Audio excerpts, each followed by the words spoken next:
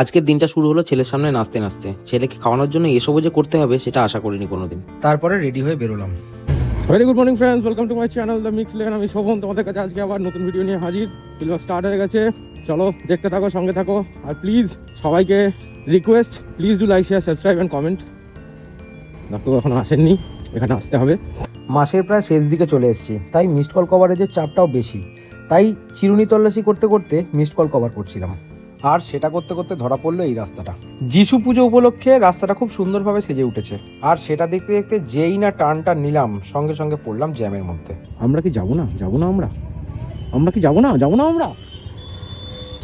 আমাদের বকুল তলা জাম লেগেছে গঙ্গার ঘাটে।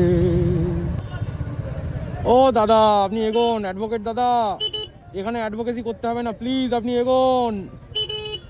অসাধারণ। এতক্ষণ বাদে একটা ব্রেক থ্রু হয়েছে জাম থেকে। জাম ছিল জমজমাট।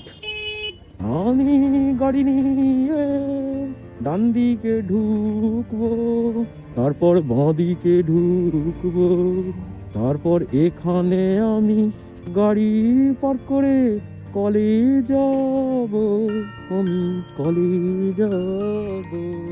কলটা করে বেরিয়ে একটা দোকানে সার্ভে করতে গেছিলাম, কিন্তু সেখানে গিয়ে দেখলাম ভাইকে কোনো কাস্টমার কষ্ট দিয়ে গেছিল। ফার্স্ট স্টেপের কাজ সেরে গুল্লুর মামার কাছে গেলাম, কারণ সে আজকে মামা ভাত খাবে এবং গুল্লুর মামার মেয়ে মানে এনার আজকে জন্মদিন ছিল। মামা ভাগ্নেকে সামলাতে না পেরে অবশেষে তার বনুর শরণাপন্ন হলো এবং শেষমেশ তার ভাগনা মামা ভাত খেলো। মামা ভাত পর্বটা শেষ হতে যা দেরি ছিল, তারপর শুরু হয়ে গেল কেক কাটা।